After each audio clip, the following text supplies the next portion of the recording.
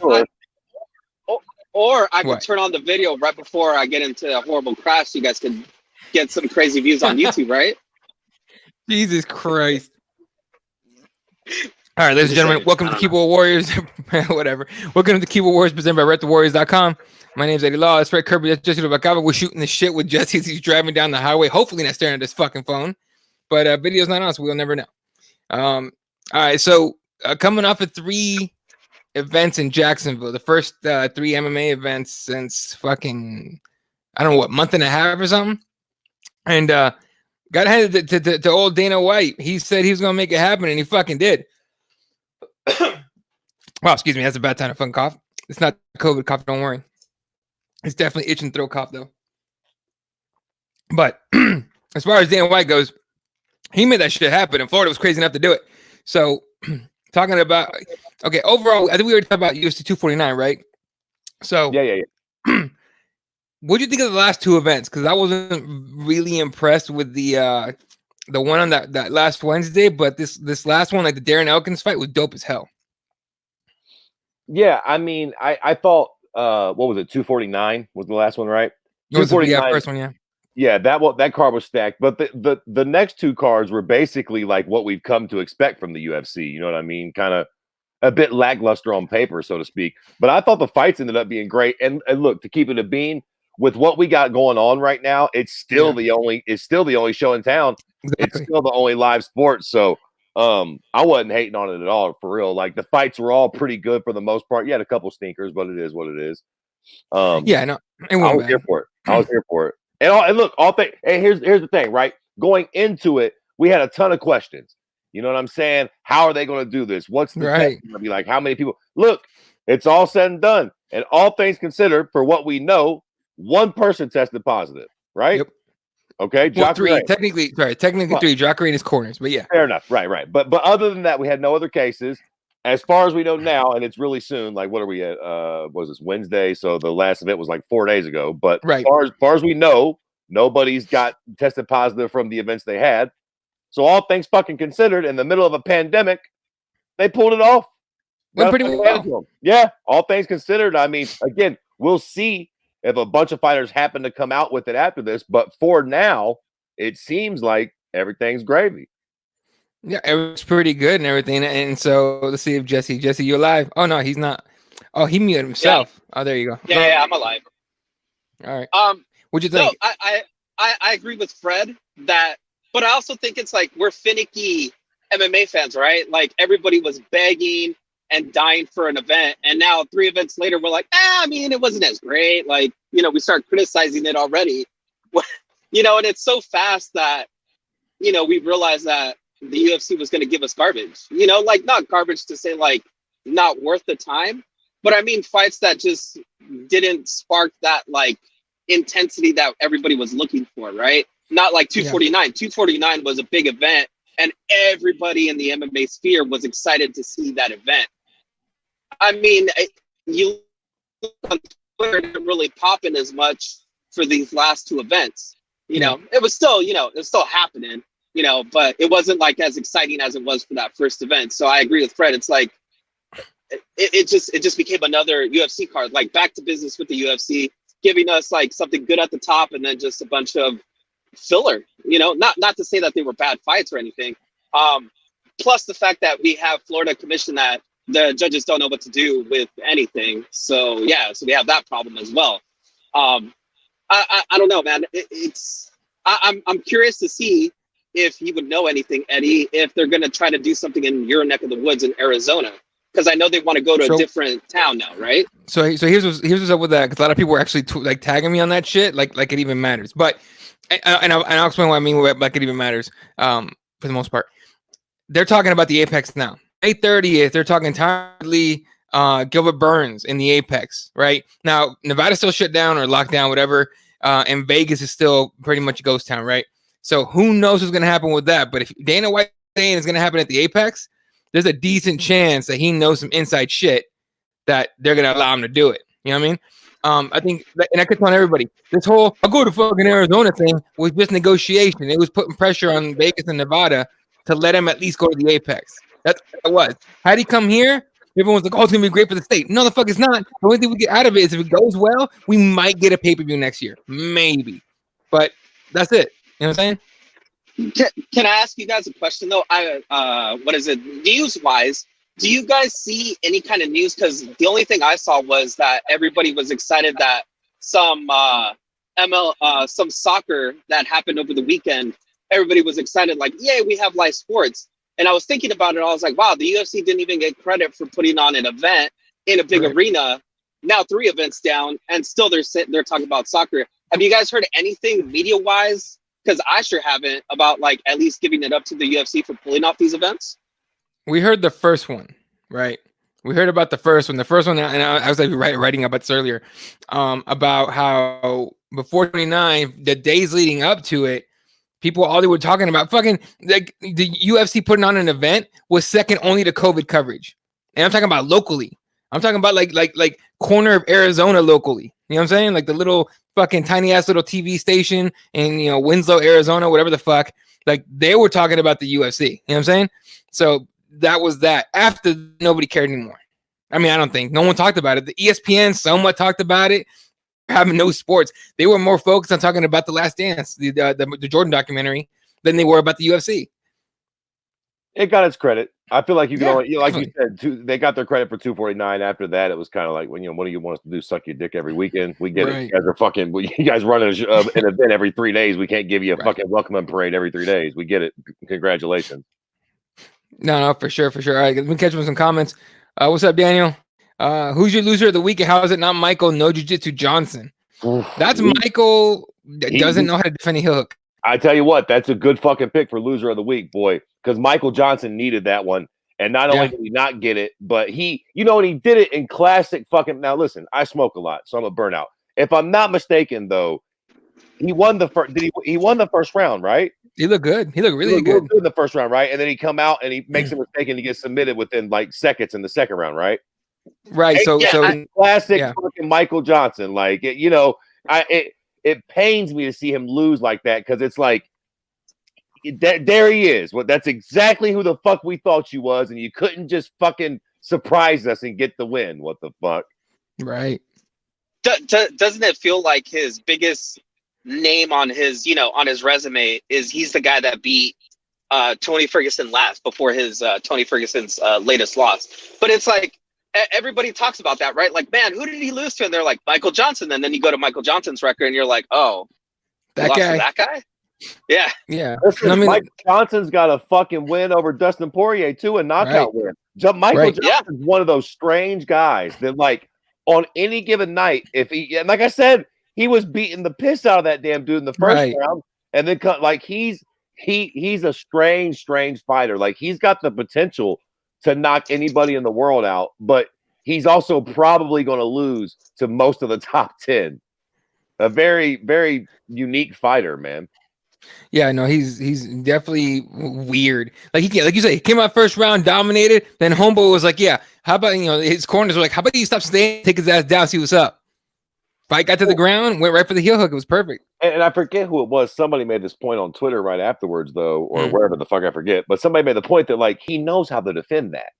Yeah. That was surely that's a thing that he, like, you've been in jiu-jitsu class, Eddie. Like, this is a thing that he has drilled before. He knows how to not get caught in the, what was it, like an ankle fucking pick? It was an ankle lock. It was a heel hook, basically. Heel hook or something. Like, he knows how to not get caught in that. Now, don't get me wrong. I know Homeboy that he was fighting. What was his name? Who the fuck was he fighting? I know he's a high level. I know he's a high level BJJ guy. So right. I can't remember his name. But nonetheless, it's like, come on, MJ. You know how to. It's like, it's almost like he's what was it, like George went to that fucking the fight psychologist just to kind of. It's like Mike gives the fight away and shit. Like, he finds a way out of there for some reason. He's like classic Chael Sonnen syndrome or something. Right. Is Michael Johnson going to be the guy that we talk about that had the potential, kind of like a Uriah Hall, a guy that has the potential, just never cast in on that potential? Jesus, most of the time you're a functioning retard, but I tell you what, that was a fucking good one. That's perfect. Michael Johnson and Uriah Hall, exactly. Like, Uriah Hall is the type of guy that on any given night could fucking knock out the champion. But most nights, will lose to number 7 for whatever fucking reason, but has all the potential in the fucking world. Yeah, he has the potential, the tools. You just can't put it together. Just one of those guys you always say, man, he could have been great, but he could never put it together. What's you know up? who else might be on that list is Kevin Lee. It remains. I agree. Like, he might be another one that it's like, God damn it. He could have done so great, but he just always somehow finds a way to come up short in those big ones. Kevin Lee, maybe even to a higher degree. He fucks himself hard sometimes. Like, dude. So talented. But so fucking seriously. talented. You know what though? I think the disagreement with Kevin Lee is that at least he's trying to move camps. He's trying to do something to improve himself, right? Yeah, the guys that we're talking about, like Uriah Hall and like Michael Johnson, they just seem to be stuck. And even though you see it in flashes, like you're talking about, Fred, in that first round, you see the flashes of how great Michael Johnson could be, and then it's just like you just see it happen, and you're like, oh yeah, that's exactly how he would lose. It's just like great, good job. Right. All right. Otis says, "Who's your winner of the? How's it not Glover Teixeira? Who else could it be this week?" Oh, fuck. I mean, seriously. We'd have to go back through though. I can't make that. I'll pull the cards up. Glover's a good one though. He needed that W, and it was a big win over a credible opponent. Quite frankly, to keep it a fucking buck, I've never been overly impressed with fucking Anthony Smith, but that was a W that Glover needed. I think we all I can't stand Anthony Smith, and I assumed he would probably win that fight. I think we all felt like Glover was the old dog getting taken around the barn in this fight, and I'll be a son of a fuck around and pull a W out. The thing about it though too is that with Glover Teixeira, it's kind of like everyone's like, oh, I can't believe he pulled off the win. 40 years old, he's pulled off the win, and I'm like, what are you gonna do? Give him John Jones? So what? No, that's a good point. Did he gain any ground? Careful what you win for, big boy. Right. You don't really want that smoke. You know what? I'm gonna go this way, and this will lead us into another conversation that I'm sure we'll have at some point on the podcast. But the biggest fucking winner of the week was for me? Claudia Gadelha. Because she got given a fucking W from the god. What the fuck was that? Again, I don't know if we want to jump right into the fucking. Go ahead, fuck it. Yeah, okay, well, fuck it. There you go then. Listen, and let me start off by saying this. I'm not going to bitch too much about it. Right. Because fucking shitty refs and bad judges are just something I'm jaded about, and I've come to it's a part of the sport. If I cried every time we had a bad judge's decision or a fucking goofy ref in there making bad decisions, smelling like fucking whores and hookers and fucking cigarettes, I'd never watch the fucking sport. So I don't want to complain too much about this, but boy, I thought that was a bad decision. And I feel bad for Angela Hill because she was on such a run. She deserved that. And you know what fucking really grinds my fucking gears? You know what I really fucking hate? And I know that this isn't always tit for tat, and it's not always like perfect sense. I hate when a cocksucker wins and looks like shit and the person loses, don't got a fucking scratch on their face, a la BJ Penn, George St. Pierre won. Angela Hill fucking went to the club afterwards. Claudia's face is fucked. They're like, well, she was showing octagon aggression. I don't give a fuck. I don't care if you're being aggressive if I'm punching you in the fucking nose while you're being aggressive. If your face looks like hamburger meat afterwards, how the fuck did she win that third round? I hear people saying, Angela Hill won the first, Claudia won the second. The only round in the debate is the third. Bull fucking shit. Right. How the fuck do you give that round to Claudia Gadelha? Because she was being aggressive? What the fuck? Yeah, dude, that was bullshit. Gadelha got gifted that fucking win big time. And it's sucks to see Angela Hill get screwed like that, though, because she put in fucking work. She was just like, hey, sign me up for the next week's fights. I don't give a fuck. She's down for anything. And again, this is a 15-minute cage fight with one of the best fighters on earth. If you're let me tell you something, Jack. If I was in the UFC and I fought you and you was a loser, you better not be asking for a fight the next day. You better be sore somewhere. You better be somewhere with a fucking ice pack on your knee at the very least. You better not be by the pool having a photo shoot talking about take me to Fight Island. How the fuck did I get a W over her and this hoe's ready to fight tomorrow? She ain't even sore. What the fuck? And your dad ain't going to see shit for months, Jesse. Listen. GSP won his fights and he looked like crap after every fight. I'm just saying. People bruise differently. Okay. Oh, GSP's milky. Claudia Gadelha is fucking goddamn Brazilian. She shouldn't be bruising so fucking easily. Jesse Yeah, yeah. Look. the weirdest defense ever. You hear people bruise differently. Listen. It is true, You know to be what? fair. It is, but here's what it is, right? Oh, Like, we need to get out of Florida. The UFC needs to get out of Florida because they're working on it. it's two events where there's some questionable, decisions, correct? And so we want to see the UFC back in Nevada, right? So Yeah. even if it is at the Apex Center, and it is weird that they're trying to do these events in these big arenas, like just do it in a private personal area like the Apex Center, kind of like what the WWE is doing, right? And then let's have the events just continue on. But anyway, yeah, that was a crap decision. You know what? I almost think that Alistair Overeem is another guy that was a big winner of the weekend, even though he had the Bum me the fuck horrible. out. Yeah, he had the horrible task of having to fight a guy that had pretty much everybody's support behind him. And the way it went down there. But I mean, good on him. He still looks great after, getting half his face ripped off. Still looked impressive. What's he, 40? You know what? Let's go ahead and fucking get into that. Let's just jump all the fuck around. Let me tell you something, Jack. And I'm about to fucking ruffle some feathers probably for some of you cocksuckers. Yep. But let me tell you something right now. Alistair Overeem, Walt Harris is just further proof that there is indeed no God. What sort of God would possibly let Alistair Overeem win that fight? For all you fighters out there that thank Jesus afterwards, y'all need to give that up because Jesus ain't paying attention. Because I'm telling you right now, if any of those gods paid attention to the fights, Alistair can't win this fight. Sorry, Alistair. We got to give this one to Walt Harris. How in the fuck does Walt Harris end up? And then, not only, how much of a dick would God have to be to let Walt Harris almost win the fight in the first round, gonna give big punch, come this close to win the fight, be like, nope, let's just snatch that back from you and let you get fucking snuffed out in the fucking second round. Dude, look, yeah, no, dude. The whole time I'm like, that first round he hurt Alistair and he's all over him. I'm like, oh shit. And I could tell Alistair was still in the fight, but I'm like, if there's ever been time for a shitty stoppage, it's fucking right now. Stop that shit. People were like, oh, he's out. I'm like, Alistair was not out. Listen, let me tell you something. Usually, I come to this show and I shoot my fucking mouth off, and I'm not here to make fucking salient points about nothing. But get your fucking notepads out because I'm about to make one. Let me tell you something. I can't stand Henry Cejudo. I think he's a gross little ugly monster. But I will give you this. The little motherfucker knows what he's doing when it comes to getting a fight stopped. If Walt Harris had Henry Cejudo'd Alistair after he hurt him and just went balls to the wall with these and just not stopped, eventually they would have stopped the fight. Probably shouldn't have. But I swear, if you just, when you hurt a guy, I mean, listen, you run the risk of the ref not stopping the fight and you gas out. But boy, I swear, more times than not, if you just keep the pedal on the metal and you swing, you don't really got to swing for power. Just keep connecting. Don't let that fucker move. Do that for about 14 seconds. It's a wrap. You don't really got to be hurting the guy. God forbid you get a clean one and he falls again. It's definitely over. But if you just stay on top of him, giving him them fast little rabbit cocksuckers, they'll eventually stop the fucking fight.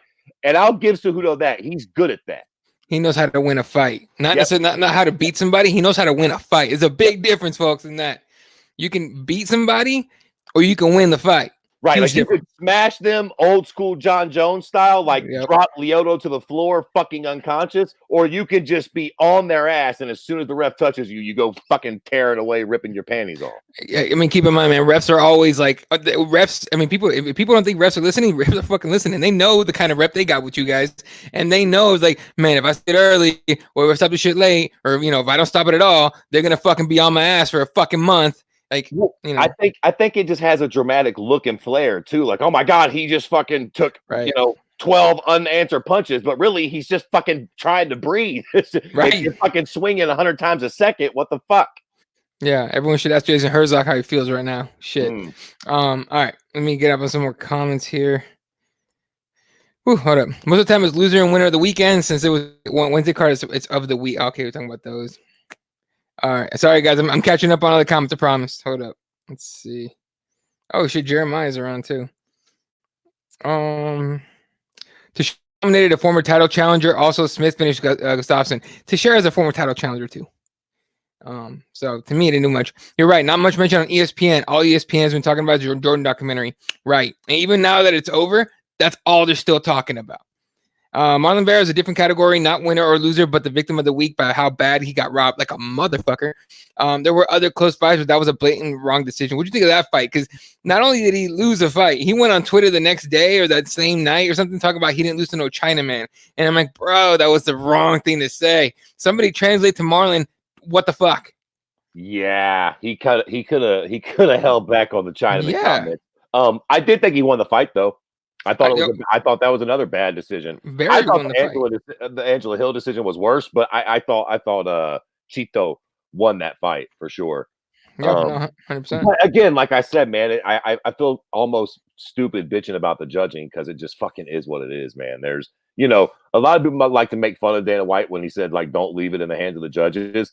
And it sounds like kind of a trite thing to say, but boy, it's true. You just never know what you're going to get. And I get that it's not always that simple, but I mean, there's only one way to know for a fact that you're going to win a fight, and that's a fact. I don't give a shit how many fights have we seen now where a decision comes down and we're all collectively sitting around going, what the fuck? Who was watching that fight? I mean, it happens almost won a card. Like, it happens all the fucking time, man. It almost goes to the point when people say, like, what were they watching? I'm like, dude, are you serious? Like, are you surprised, motherfuckers? What the hell? Right. Claudia's a hack. Michael Bisping versus Hendo 2. After that fight, Bisping's face looked like he nosedived into a wood chipper. Hendo didn't have a scratch on him, to your point. Yeah, you were talking about that. Yep. Yeah. Most of these judges never been in a damn street fight. What gives them the right? Shake my head. Because they sign up, they take a judge's course. It's probably like what I don't even know. Actually, I read about it. I just can't remember exactly how much it costs or how long it takes, but it's nothing. There's no money in it. So fuckers aren't really, unless you're like there around the way, there's no money in being a judge. So nobody really, they get these, shitbirds who have been doing it for a month of Sundays. Yeah, no, for sure. They were bragging about a fucking island and they have yet to utilize it. Fake ass flexing.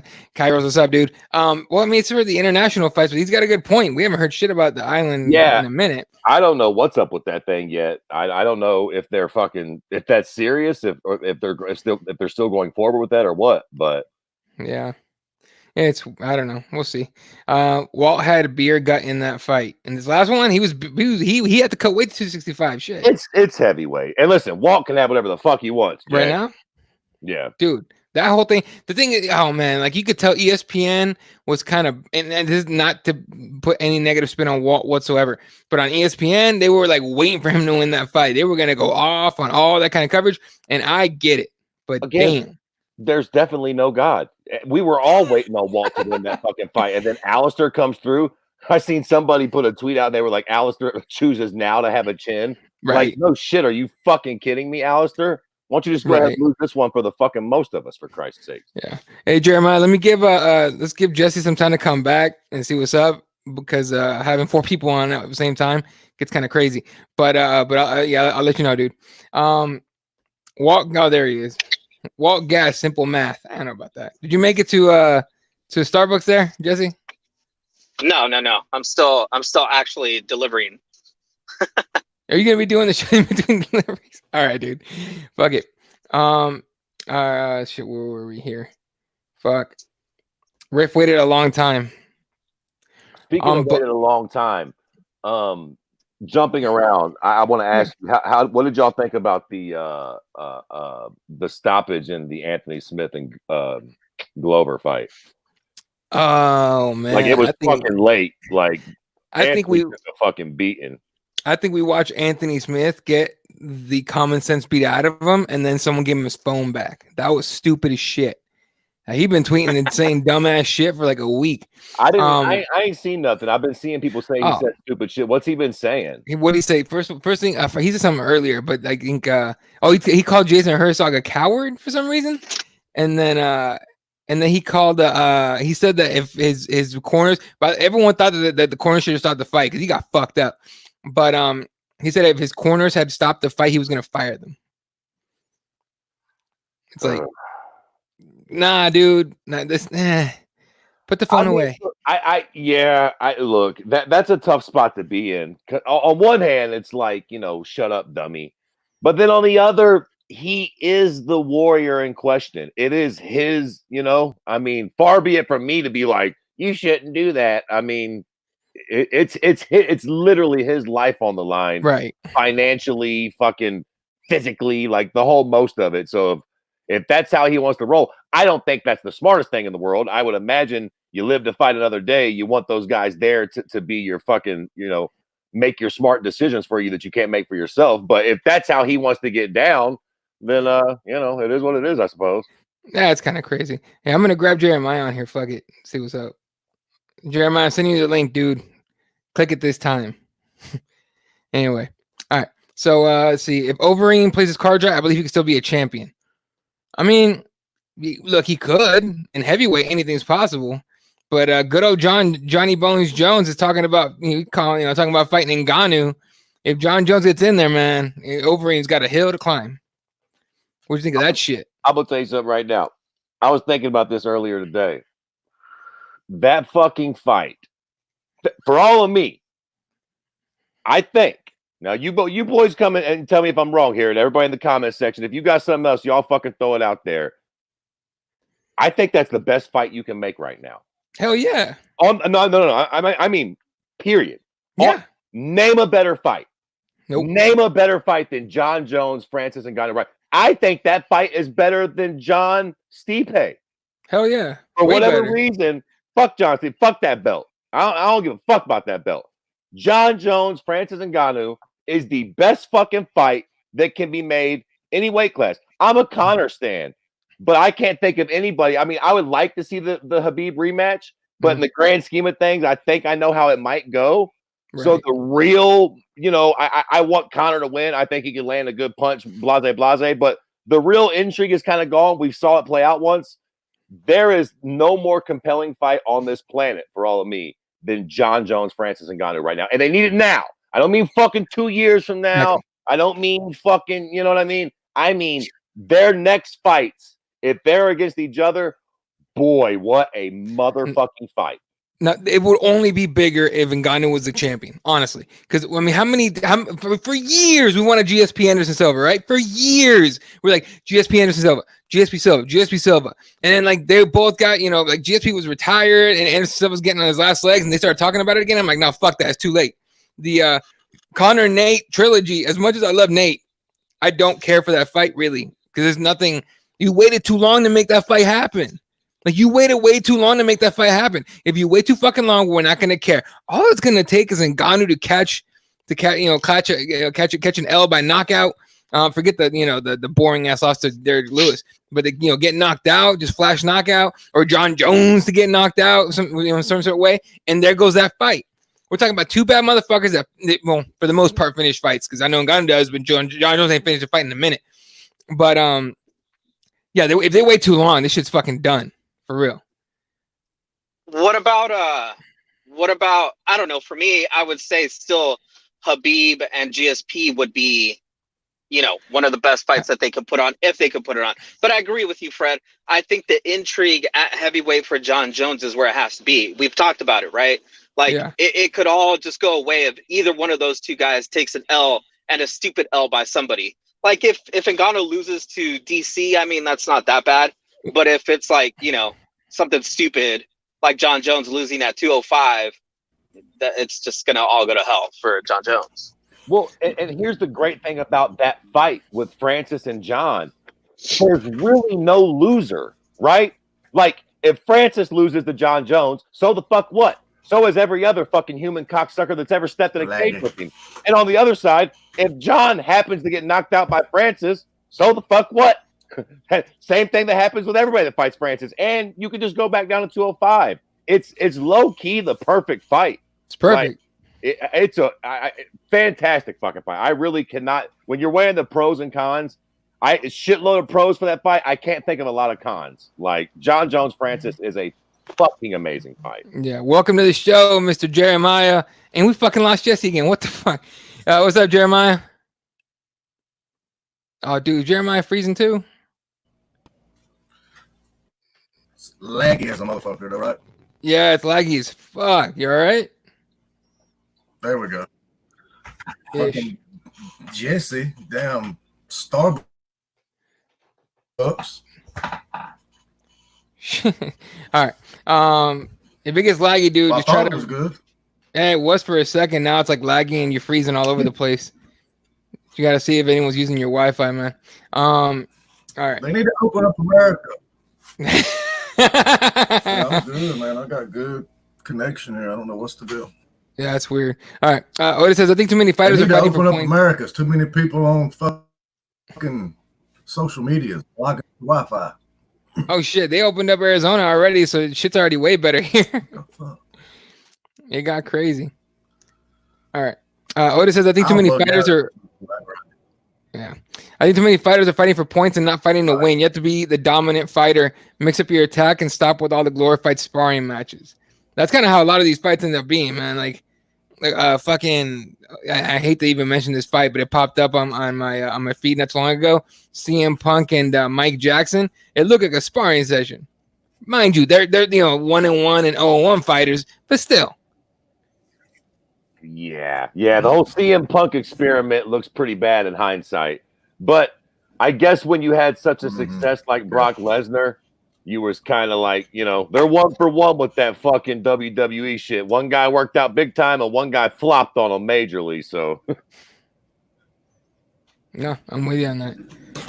So Jeremiah said everybody knew CM Punk was going to flop. 100%. And so you said you got into it with Smith on Twitter? Yeah, I was asking him. I said, "Why dog the ref though, man? You got your shit pushed in. That's basically it. It wasn't the ref's fault. Shit pushed It in. was done. They could have stopped that fight in the 3rd round, 4th round definitely. They could have stopped. True. I agree. Him coming out for that 5th round, he looked. I mean, we all knew exactly what was about to happen. He was in bad shape coming out that 5th round. Yeah, Sean says Leverage broke him. They could have stopped it in the 3rd round. Smith is just being proud on Twitter right now. I do it every time I drink. There you go. Yeah, true. Here's a good one. Can you really have Lionheart as a nickname if I threw the towel in? Yeah. Yeah, you could. You could have anything. John Jones broke Anthony Smith. Oh, yeah, John Jones broke Anthony Smith. John Jones broke everybody. That's the shit part. Speaking of coaching in corners, what did y'all think of Eddie Bravo's comments about Ferguson's corner during that fight? Well, did you see Eddie Bravo on excuse me, Joe Rogan's podcast? Yeah, I thought hearing him afterwards, I kind of get it. Okay, like what did he say? I avoid shop, so I didn't even watch it. Basically, he was just saying that he knew he shouldn't be in there. He never signed up to be a head MMA coach. Like, it was just a bad situation. The next thing you know, they was kind of like, well, get in there, Eddie. He's like, what the fuck? Like, I knew, like, I think he said something along the lines of like, I'm a wide receiver coach. Like, I'm there specifically for the grappling. I thought he was going to be fighting Habib. It's basically a kickboxing match. Like, I knew that I wasn't going to be fucking, I shouldn't have been in that spot doing that. So, makes sense. No, it was fucking pretty bad. And no, I didn't see it. I honestly avoid the fight companions when Shab's on, because at some point lagging, or is everybody super laggy? It's dude.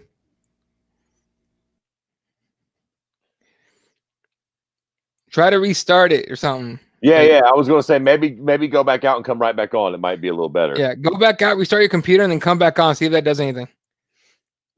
Anyway, see, I don't think John would take that fight unless Francis has the bell. I think it's just internet shit talk. And John Jones is the king of tweeting and deleting. So him and McGregor. That would suck though. I would be annoyed at that just because I love that fight so much. Come on, John. Let's do it. Here's a good one. I don't care about JJ versus Ngannou. What else is there? How dare you? What else is there?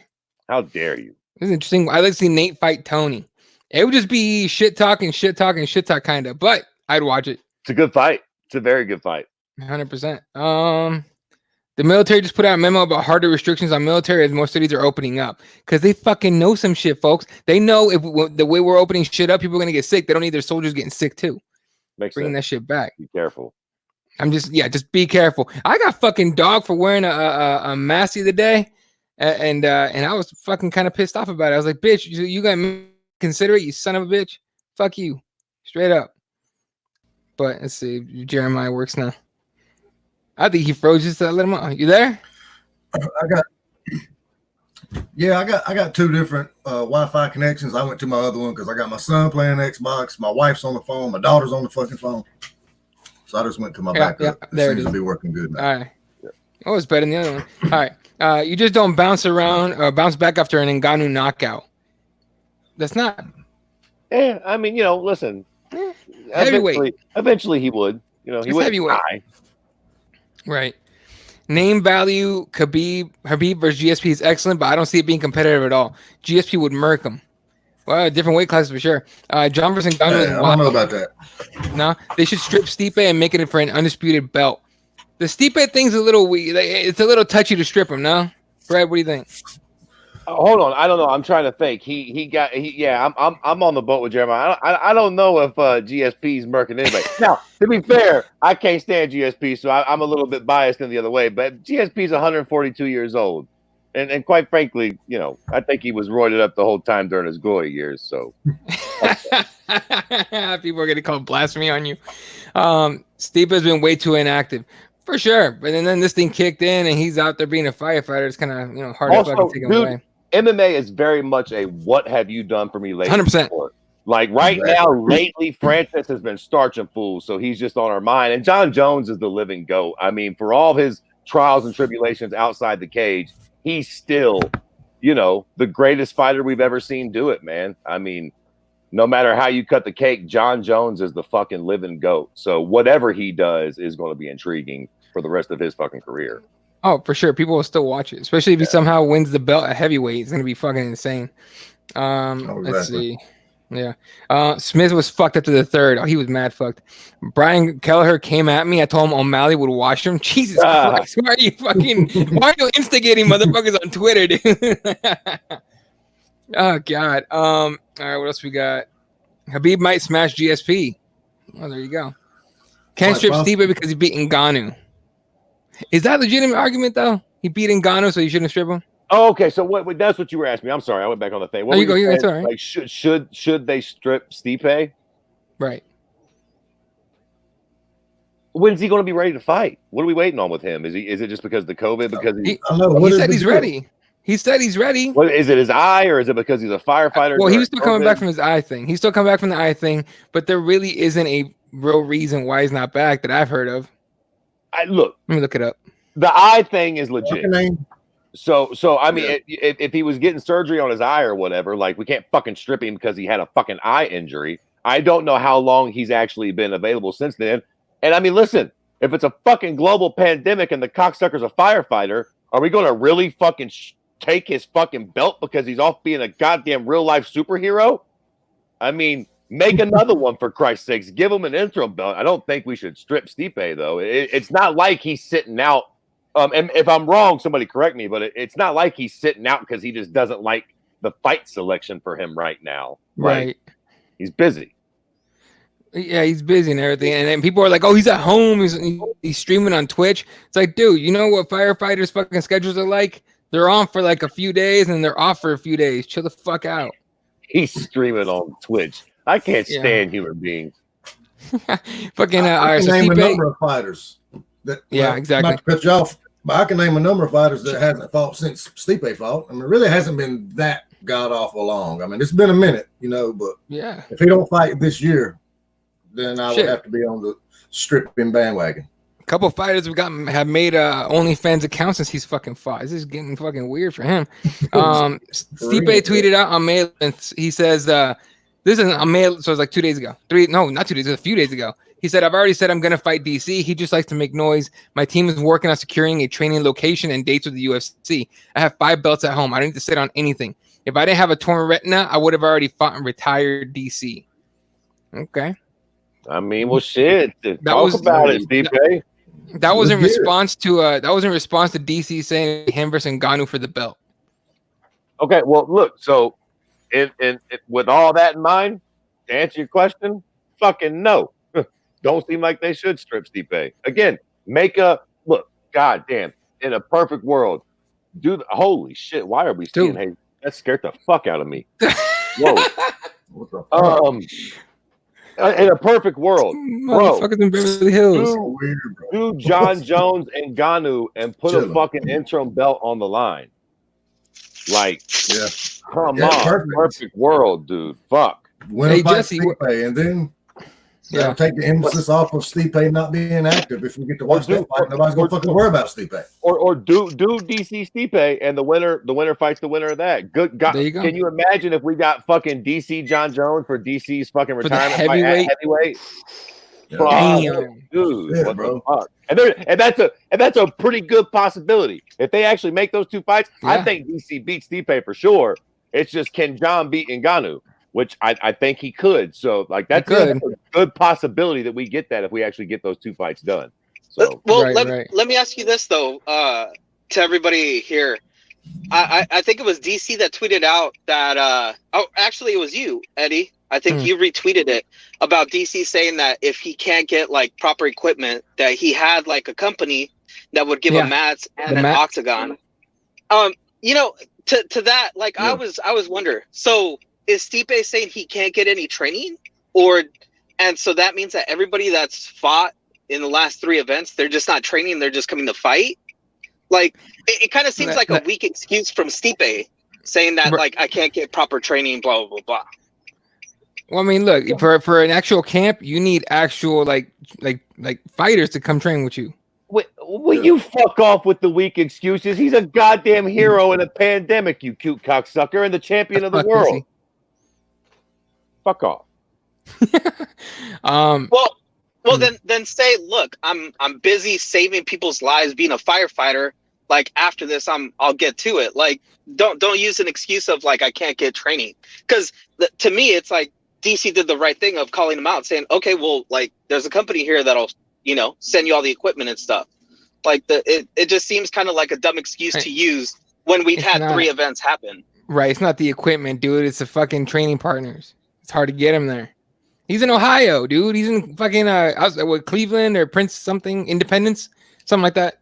He's out. He's in Cleveland, dude. It's hard to get people in anywhere near those states that are like super locked down. I mean, I don't know if Ohio's still locked down, but still. No, it's not. But it just got unlocked down like fucking 5 days ago. So can we send Fred down there? I mean, I'm sure Fred is wiry enough to give him something. I got a nice fucking pale, flesh, doughy body for him to thump on, I suppose, if I can get a little bit of money. Shit, boy. So yeah, I mean, I don't know, dude. And yeah, on top of that, it's just the whole thing about sending him, training or not. It wasn't even that. He was like, hey, just give me your credit card number. They'll send you fucking shit to train with. It's not the equipment. It's the actual training camp. So it's just difficult. All right, you cocksuckers. Before we get off of this particular topic, quickly, let's not get lost in it here, but let's put our fucking balls on the line. Excuse me. Let's assume that they do these fights quickly. Who wins them both? We'll start off with the easy one. The trilogy with DC Stipe. Let's say they get that fight done. I think they do. Who do you guys think wins it? DC all day. What do y'all think? I'm going DC. Stipe. Word. Damn it. I can't do my going against the grain here.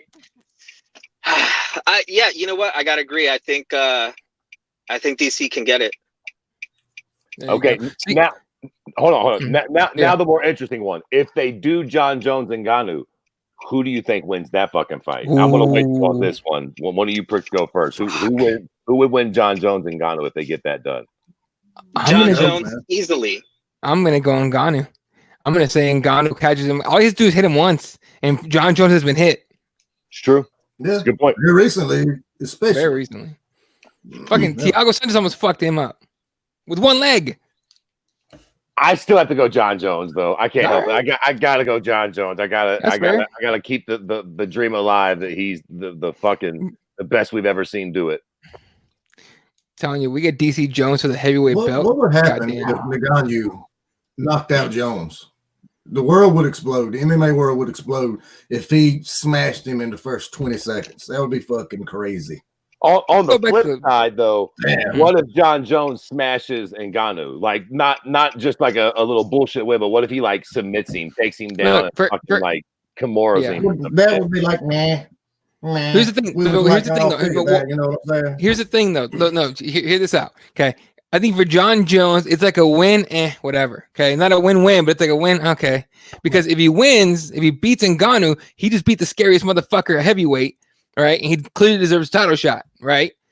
But if he loses, just like Fred's been saying, I'm gonna go fuck off back to 205. No big deal. Like, all right, I came up, I tried it. It's not my weight class, really. I mean, people have been asking me to do it, and I've been teasing it like a motherfucker. But it's not really my weight class. I could just go back, whatever. If he beats Ngannou and he goes for that heavyweight belt, like, dude, like, what do you mean? What, we wouldn't even be able to argue best, greatest of all time.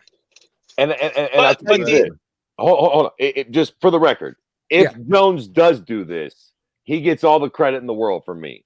If he fucking takes the fight with Ngannou and gets in that cage, win, lose, or draw, he's a fucking winner in my book. I've been wanting him to do this for a month of Sundays. If he actually takes this fight, I'll be fucking pacified. I'll shut the fuck up either way. There you go. No, you won't. No, you won't. But anyway, I say that that John Jones has to do this. I agree with Fred. This has to happen. But I think if he does it, I don't see him doing the whole, like, if he loses, he'll just go back down to 205. I feel like John Jones is that competitive dude that'll just try to get it back. Like, he will be at heavyweight until he can either beat the guy that beat him or attain that title. I don't see John Jones being that type of guy that's very blasé about, like, you know, I tried, like, whatever. I'll just keep going what I'm doing. I think he would actually put in a lot of effort, and it would devastate him if he were to get knocked out, like, you know, by Francis or something. Tell you what, cool. I'm here for it. He gets knocked out by Francis. Sign me up for him fucking Olenek.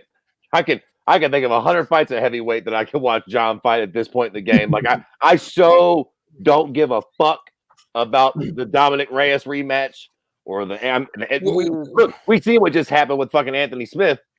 Like, you know, all due respect to fucking Dominic Reyes and Thiago Santos and the most of them. Like, I want to see John at heavyweight.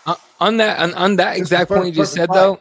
Yeah. On that exact point you're talking about, though, with Dominic Reyes, I think Dom should be fighting his, like, just going on crazy on social media, texting the shit out of Dana White. Give me the Jones rematch right now.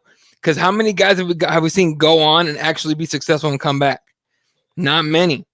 Like, Glover is just now being talked about coming back. Anthony Smith's never going to be talked about coming back. So people are talking about Dominic Reyes needs a rematch. I'm like, if I'm Dominic Reyes, I'm fucking fighting for that fight. You know what? I almost disagree with that. Mm-hmm. Just because I feel like you almost might be fucking, you know, pissing in the wind. Like, sure. I almost feel like it might be better to be like, you know what? Fuck John Jones. You want to go fight Ngannou or, you know, do it. Like, if you want that fight, obviously I'll take it. But if not, give me the other toughest guy. Since this guy's going to be moonlighting the heavyweight, doing whatever he's doing, I'll be the guy in this division that'll be the cleanup guy. Like, who's the toughest guy at 205? Give me that guy. Fucking, where you at, Thiago Santos? Let's get to it. Like, whatever y'all want, let's do that. Because I'm not going to play games with John Jones and chase him. That makes sense. Damn it, Fred. What kind of weed are you smoking today? Because that's what I was gonna say. I think anybody that wants to be the guy at 205 has to just take the fights and make himself the guy, right? Like, force John Jones to be like, well, I mean, this guy's now he's beat all the top guys in the division. Now everybody's saying that this dude's gonna, would beat me if I was at 205. I guess I got to go down and challenge this guy and show him what's up. Like, you have to make it undeniable that John Jones has to fight that guy. And if Dominic Reyes wants that fight, he just has to go that route. John ain't worried about Reyes. Yeah, he ain't fucking with Dominic. All right, so you were talking about DC versus Stipe. It says DC wins a trilogy. Stipe wins. Stipe. I love it. DC's too old. I don't know about that.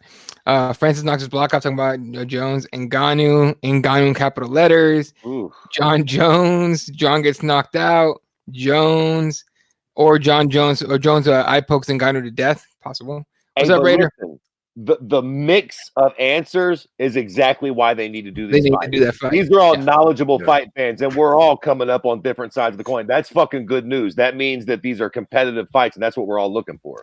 And this is another reason they should do this fight. MMA World will be happy as fuck. You look at those fucking pay-per-view numbers. I mean, insane. You ain't lying. And heavyweight's fucking dull usually. Like, heavyweight could use a little fucking excitement, man. And it has the potential to be a very captivating division. Dude, Raider mean though. Super fight? Huh? Would you call it a super fight? Fuck yeah.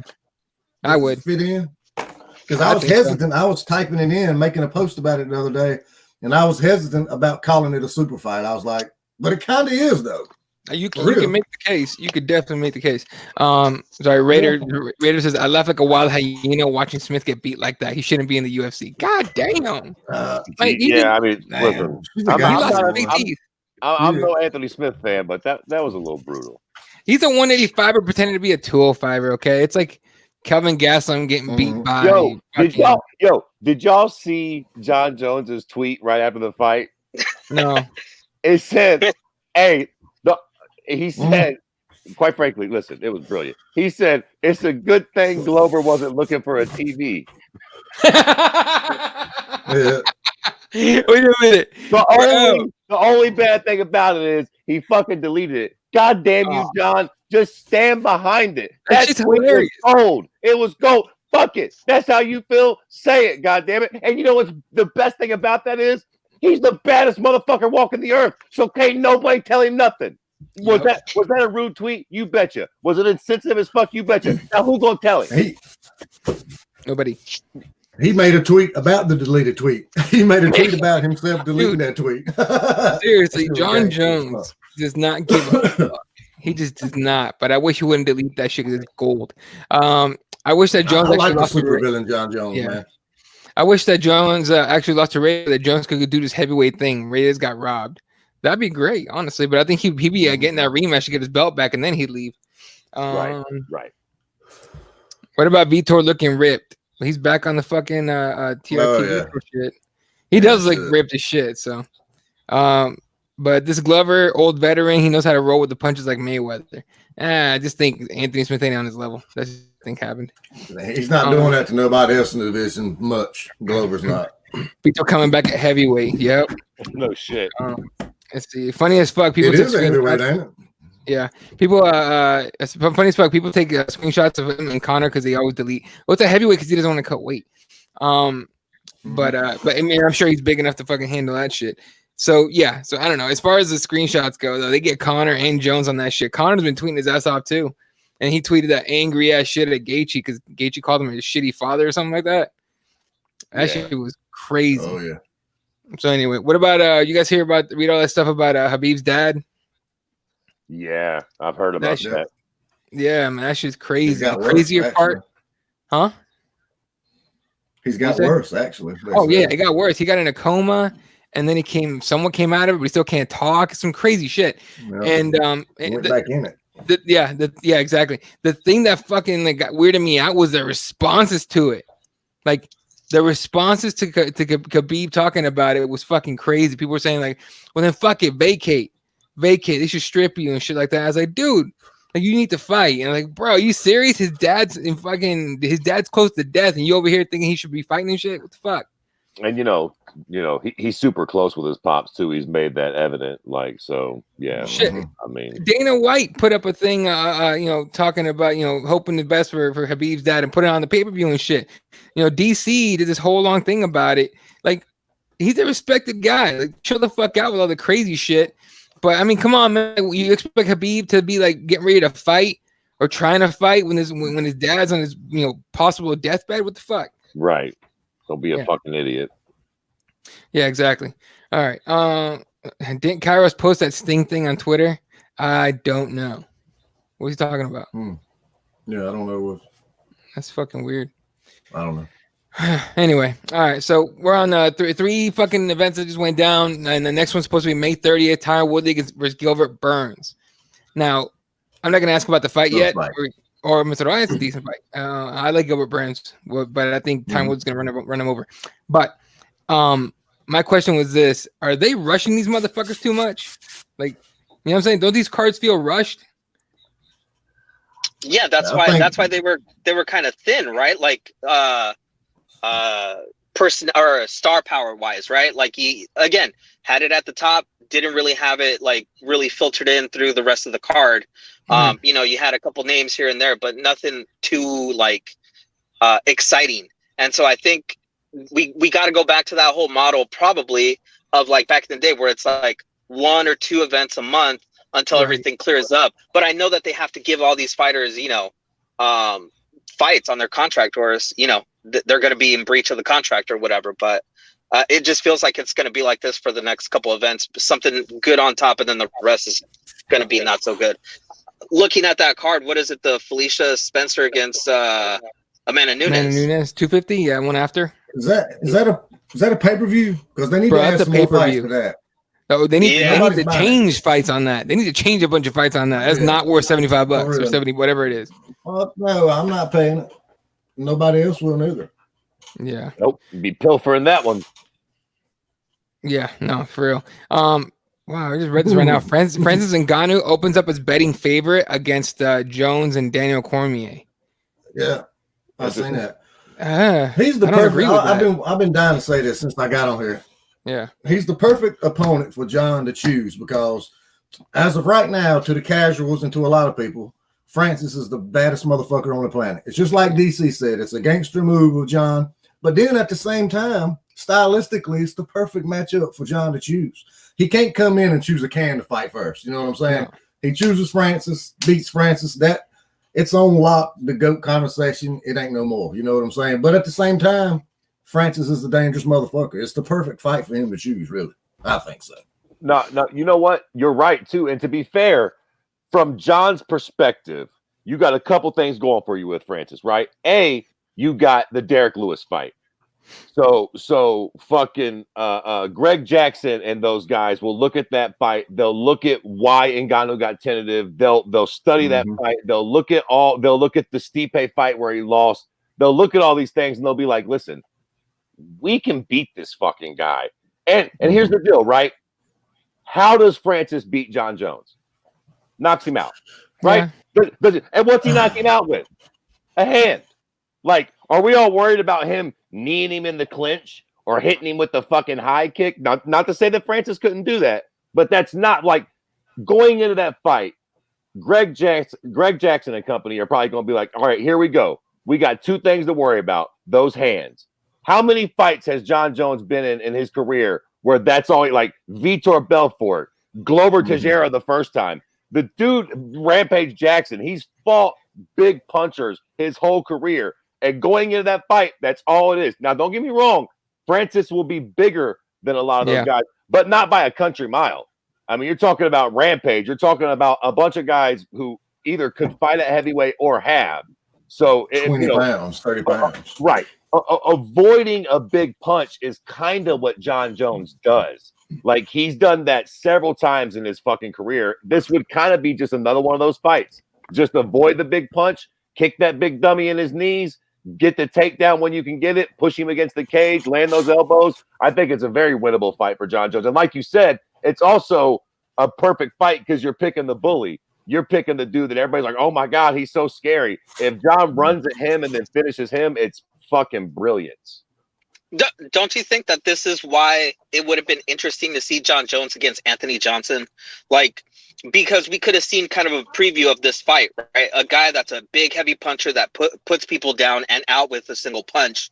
Yet, we did kind of get to see the way DC handled Anthony Johnson twice. So we kind of know that the blueprint is out there about how these guys can take on these heavy punchers.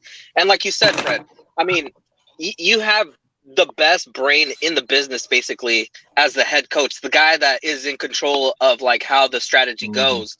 And you know damn well that Greg Jackson and Winklejohn, who's also a great striker in his own right, they are going to put John Jones through the ringer of like how to avoid those punches, how to, stuff him from being able to put a lot of pop at those punches. So that's why I said when you guys were asking about, that fight, I said John Jones easily, because it just seems like you guys said, it just seems like something that's perfect because it has the illusion of being a difficult fight for John Jones, the way that Ngannou has been, torching people super quickly. And it just seems like the right fight for John Jones to kind of just prove how good he is at a different weight class. Well, and here's the thing about that. When do we get the best John Jones?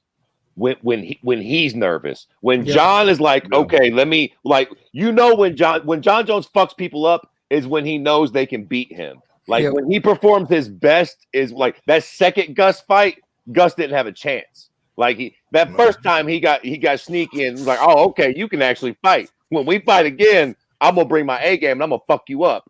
Like when he fought DC, fucked him up. Like when going into that fight, Jones will be a little nervous, and that's when Jones is fucking dangerous. When he takes the shit seriously and he comes in fucking on his P's and Q's, he's a lot to fucking deal with. 100%. That's the only thing that worries me, Fred, is that like there have been good strikers that or like heavy punchers. We were talking about Thiago Santos, right? And he just seems so blasé about this guy. So to me, it seems like we could get into that situation where he gets hurt. You know, he has to fight through it. It would seem to me that John Jones would kind of like really not care too much about the power of Ngannou because he's seen it so much and he's been through it. Like he might make the mistake of underestimating this guy. I agree with you though, Fred. The best John Jones is always the one that has to prove a point, has to prove that he is the best fighter in that octagon. Hey, bro, I'm gonna tell you right now, my motherfucking nipples are hard thinking about John Jones eating his punches and just not going down and then destroying No, bro. Hey, bro. Boy, can you imagine if he just ate some Ngannou punches and didn't go down? We would be on his dick so hard. John Jones' chin is legendary. Oh my God! He does have a chin though. But is he going to try to strike with Francis, or is he going to try to take him down? He better have better takedowns than he did against Dominic. He's never been dropped, right? Jones, I don't think so. No, are you fucking kidding? That Machida rocked him a little bit. Rocked him a little bit, but he's never been dropped. Not even a one knee. He's never been dropped in a fight. Yeah, fucking insane with that. All the amazing heavy strikers he's fought, he's never even been dropped, let alone finished or hurt. Fucking insanity. Man. And he has been hit clean too. He's just got a hell of a fucking chin, man. Dude, check this out. When we're talking about 3 events in 1 week, Sean goes, last week felt like they tried to fit too much and too little, like Lexington Steele broke into the sorority house. If you know who Lexington Steele is, you're our age. Okay. Easily. All right. I put money on John, even though I don't think he wins. Fair enough. Last card was nothing but brawls, but I thought it was a good card even without the star power. Yeah, I dug it. Yeah, it was all right. Right up until fucking Alistair Overeem stole our soul. Cute Jesus Christ. I was so bummed out. I don't even whatever. I like Jones in that fight, but I believe the build-up would be fun, really fun. The build-up and the build-up wouldn't be much really. Like John can talk all he wants to, and what is Ngannou going to say? Nothing. But I think if John could actually get a ride, Ngannou's trying though. He's trying. Yeah. Okay. No. When Mike Tyson tells you like, yeah, your shit talking ain't shit, there's a problem. Like Mike Tyson said, I broke my back and I'll eat your children. Like, dude, what? You know what I'm saying? To be fair, Mike Tyson was a bona fide crazy person too. We don't want John. Y'all need to watch your mouth with fucking John Jones. John Jones gets so much bullshit. And like y'all better hope he don't pull a fucking Mike Tyson on us. That's the last thing we need is for him to go for real off the fucking rails like Mike did. I think they should introduce head on camera, and I would switch to opponent of Ngannou. So if John Jones wore that, you just watch Ngannou throw a fist. Dude, if they could somehow pull that off, you put that on VR goggles and shit, we have people jumping out of their fucking couches and shit, freaking out. Fucking people having heart attacks and shit, looking like they're getting punched by Francis Ngannou. That'd be so fucking nuts. All right. We're about like an hour and change. Anything else you guys want to talk? Yeah. Wrap it up. No, what is that? Interview. Kevin Randleman. Real quick, Kevin Randleman, UFC Hall of Famer. About goddamn time. Exactly. I don't know why we like people are all excited, and I agree they should be excited. But why the fuck did it take so long to get Kevin Randleman in there? That's bullshit. Mm-hmm. All right. What were you saying, Jeremiah? Did you guys? The guy I was going to interview, Erwin Rivera, fought on the prelims. He fought that Chikazi guy, whatever. Well, he's a natural bantamweight, but he went up in weight. I think the dude's going to be pretty fucking good. Did y'all see that fight? He put up a hell of a fight, man. To be going up in weight class and plus the size and reach difference he had to overcome was crazy. I missed like a big chunk of the last cards. That was when he's on. I missed some of the prelims on the last card too. It was on the pre-launch. Yeah, it was on the prelims. I have to find it. All right. Jesse, what were you saying? Damn it, I was gonna ask something about never mind. Don't worry about it.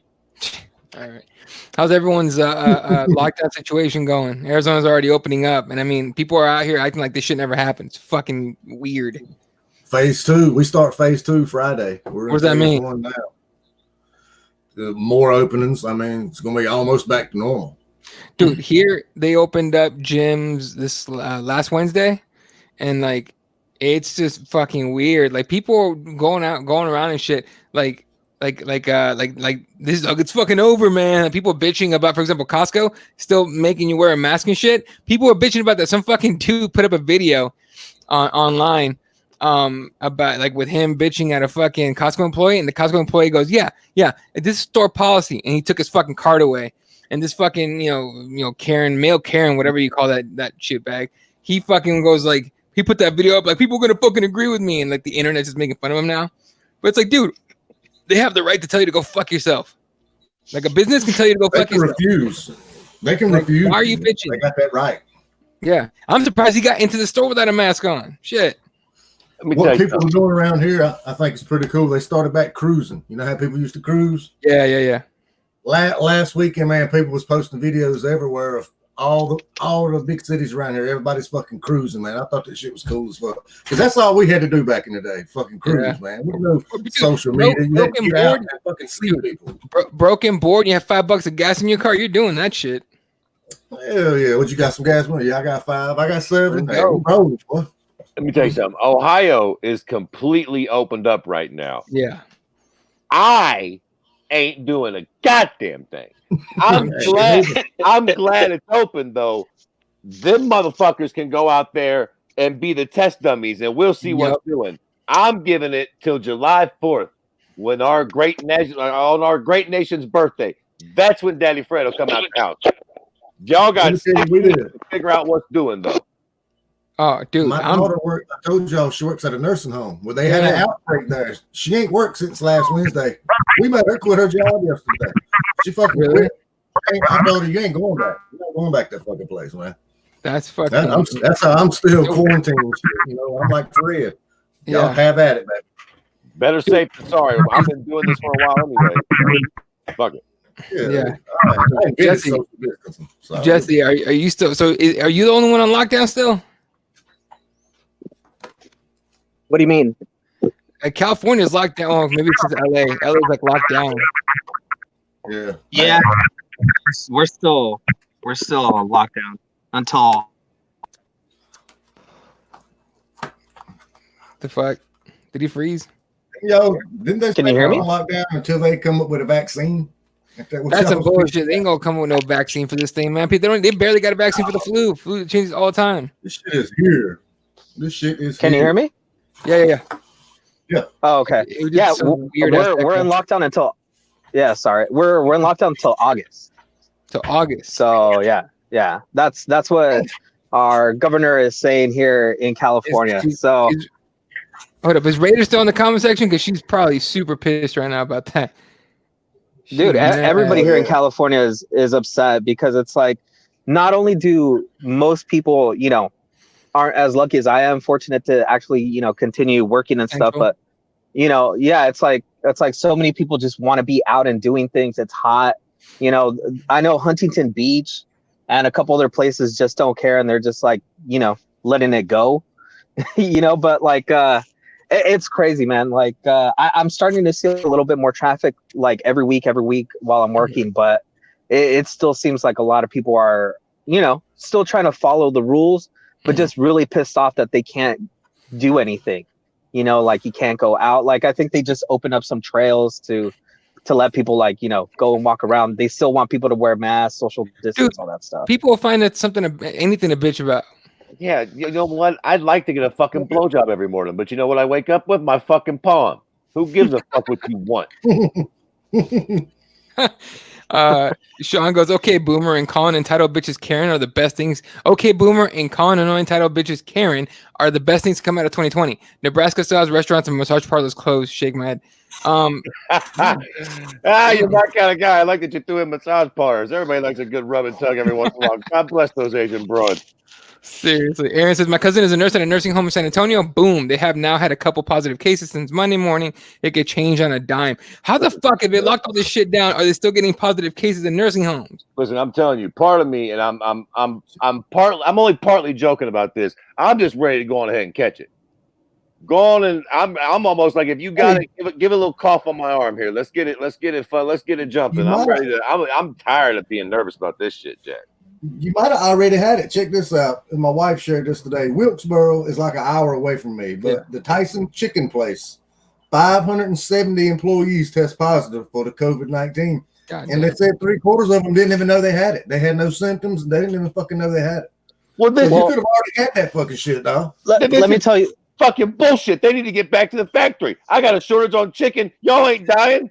572 y'all caught it. 3. You better get the fuck back to that factory and get those fucking chicken breasts pumping out again. This is fucking ludicrous. Let me tell you something that was interesting. The other day, my wife went to Costco, and we usually get like ham there, like this 2-pack ham for the kids. Anyway, they didn't have any in the store. And my wife asked the employee, hey, like, when is the stock going to come back? And they said, who knows? Because the factory where they get the ham, they found that the animals had the COVID and they had to kill all those animals. Oh, shit. So it's just crazy that, like, you know, these little things, who knows how long we've been eating this stuff probably, you know, or like how it's getting into the food supply and stuff like this. But like, it's crazy that I didn't even hear about it through the news. I had to hear it from some Costco employee. It's crazy. Wait. They killed them, you say, huh? What exactly did they do of them, quote unquote? Yeah. What did they do with these disgusting infected pigs? Did they throw them in an incinerator? No, they probably sent them to McDonald's to make like chicken nuggets or something. Who knows? That's fucking awesome. I just called a quarter pounder. I'm just fucking hippie for sure. They went to the wet market. Yeah. Nah, dude, crazy, like, man. How crazy. Nah, this whole thing's fucking insane. Seriously. My daughter's graduation was yesterday. Yeah. So fucking weird time, man. I'm telling you. It's weird. Stockton's still locked down. Yeah, Stockton's still on lockdown. They're opening up other counties now. Yeah, good luck. Tell Nick and Nate that they're locked down. They don't give a fuck. Although I did see Nate wearing a mask to Whole Foods, so that's something.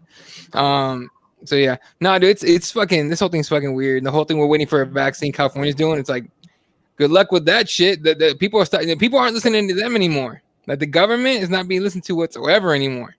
You know what I mean? And like people out here, because Arizona's getting pretty fucking hot now. There was these 2 old ass ladies in line behind me at Costco this last weekend. And they were bitching about the mask. And I'm like, you know, people are wearing it for your old ass, right? Like you're literally the target for this shit. But hey, you want to go ahead and, you know, get yourself off that fucking what do you call it? That Social Security. Go get coughed on, stupid.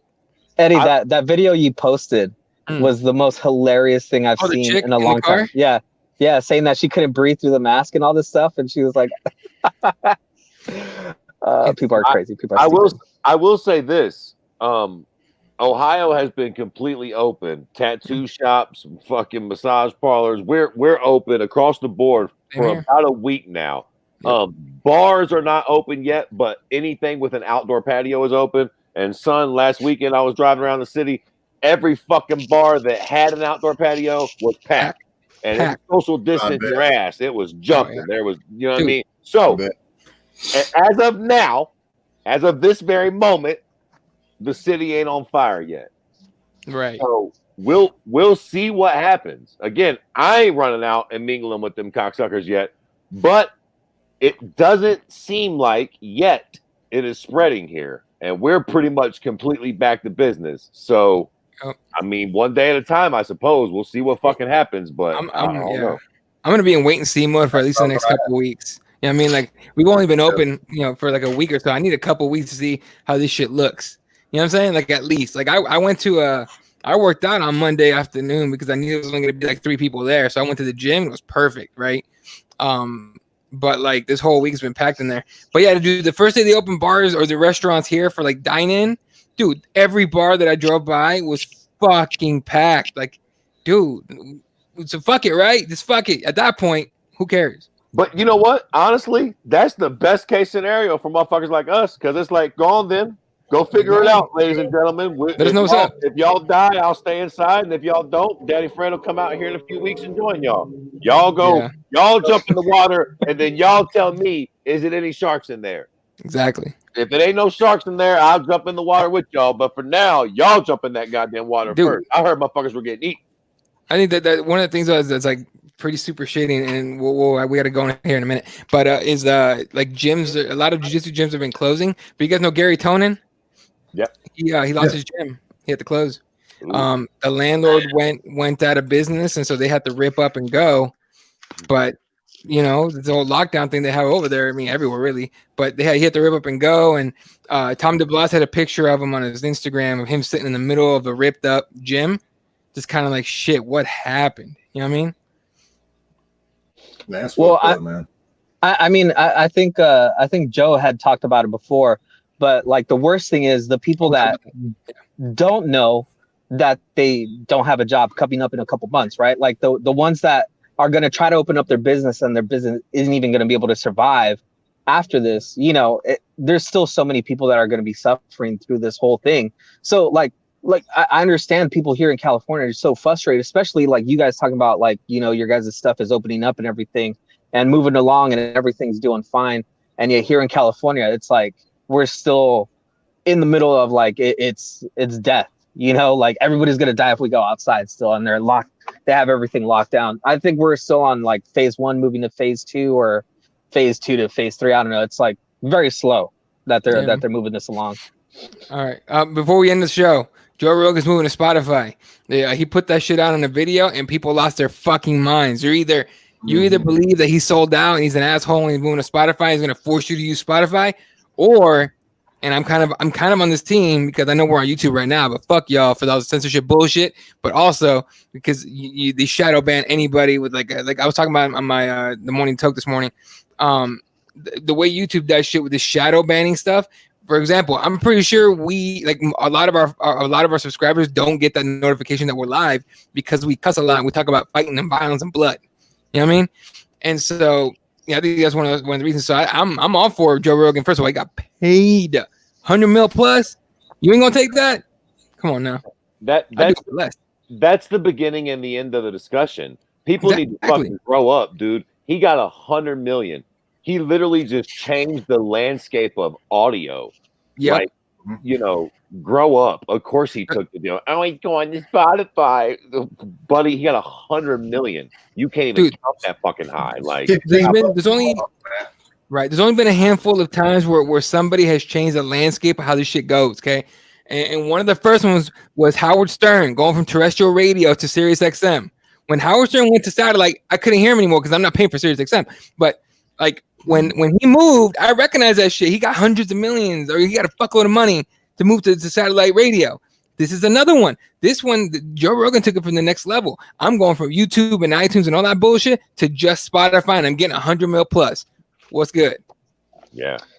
Yeah, I think that's how it's going to end up being, right? Yeah. Like you just said, there are guys that kind of see how it's shaking out and how like radio was really hammering Howard Stern, and he made that move, you know, to Sirius, and now he's still the face of like Sirius XM and all that stuff, right? Like he's the guy still getting paid all the money there, and so someone had to be the guy that had all the clout behind him and be able to make that deal. And you know, it's great that it's Joe, because Joe is a big advocate for MMA, you know, so that's like one of the other big things. Like, yeah, he has like, you know, the you know, all the different people and all these characters, comedians and all that stuff, but the MMA stuff that he has, you know, is a good exposure to a lot of people.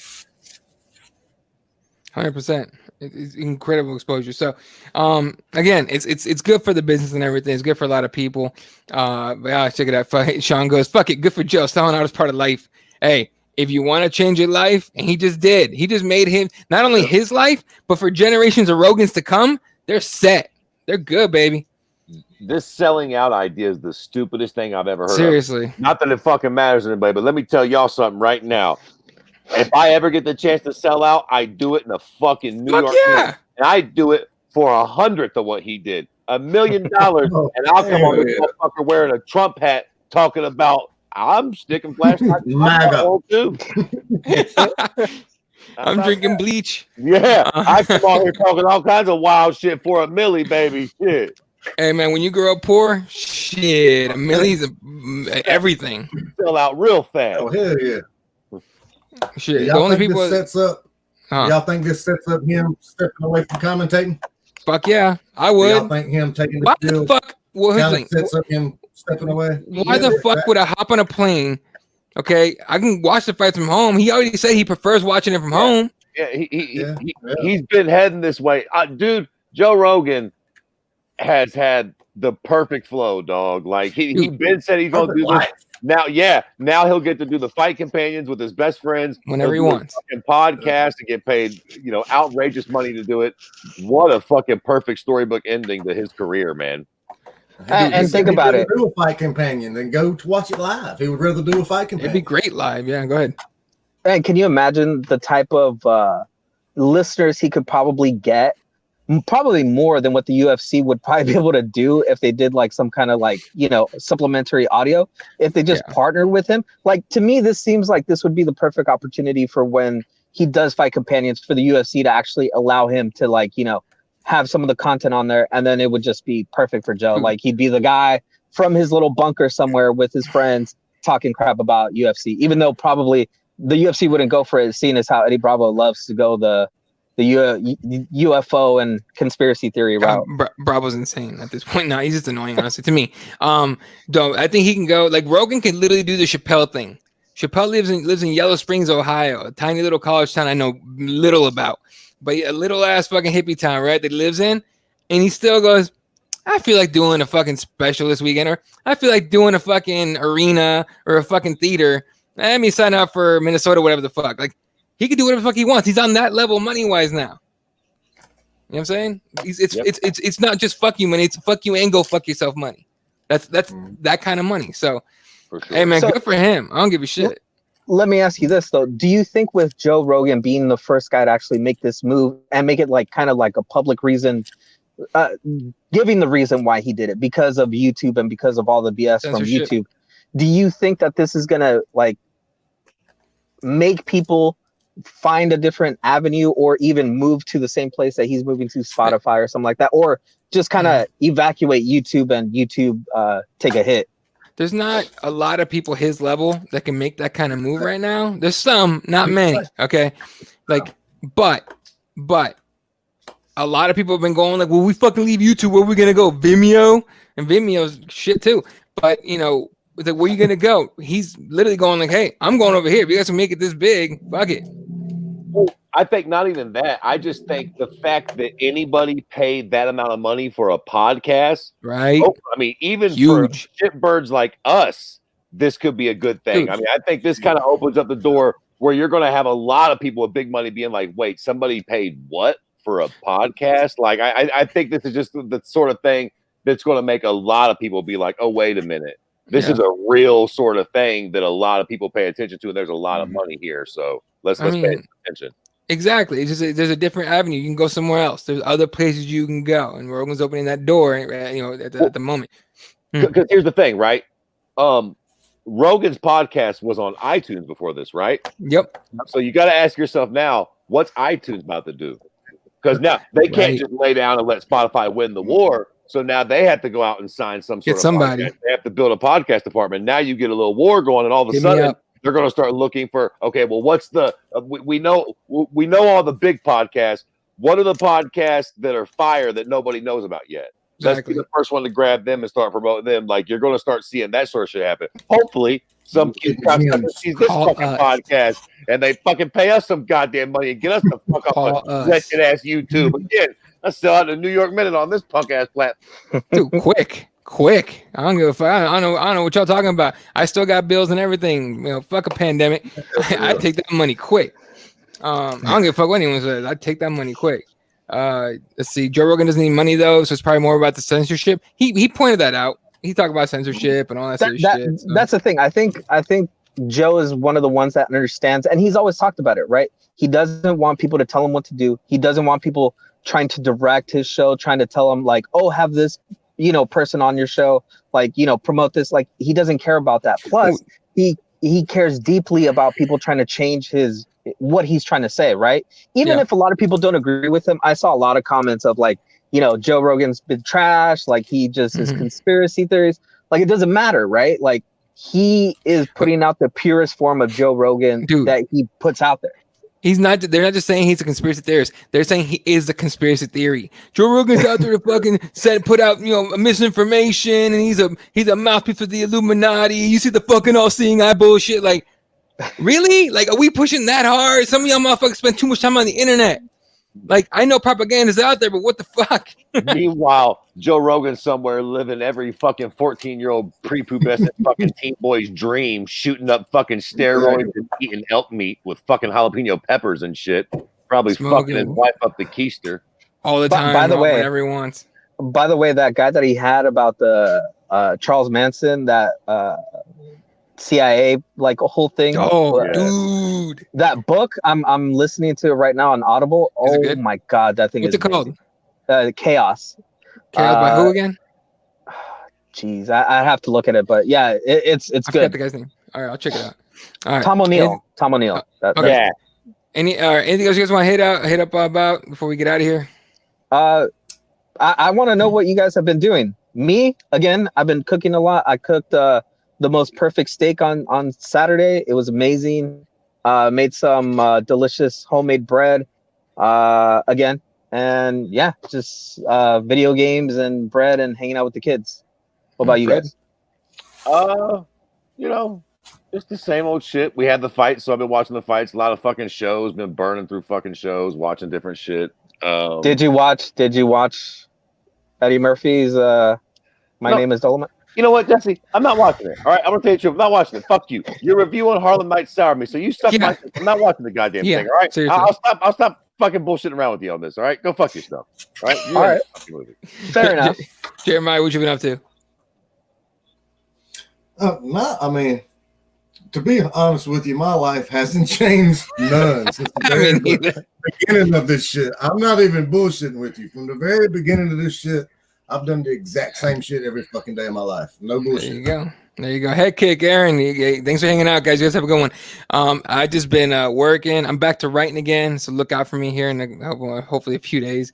I'm with Jeremiah. I haven't changed very much. The only shitty part is jiu-jitsu's closed. Well, they're opening up now, but it's been closed and the gym's been closed. That's all that is. So I gained a few pounds and I've been still working. That's about it.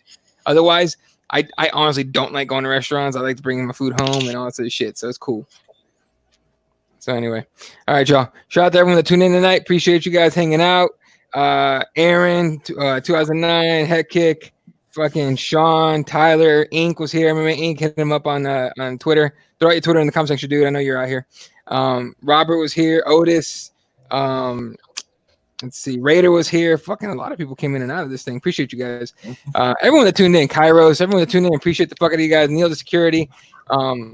Appreciate you guys. All right. You could follow actually Jeremiah. Throw out your fucking Twitter and all that. Yeah, man. Hit me up on the Hardcore MMA show on YouTube. I've been preoccupied for about a little over a year now, but I'm back full swing. Going to be throwing out a lot more interviews. Actually, I got 2 this week. I got Erwin Rivera, which he was actually on the Justin Gaethje card. That's the card he fought on. And I got Nate Williams, which has fought LFA and Bellator. He'll be on Friday night. So y'all hit me up on Twitter. Same thing. All right. And then for the rest of us, y'all know the fucking Twitters and all that shit. KeepItWarriorsMMA.com, all the Twitter handles, follow us, and all the bullshit. All right, SpicyPros.com, RipTheWarriors.com. You guys are the shit. Love you guys. Catch you guys next week. Good night. And good night, Will Shot.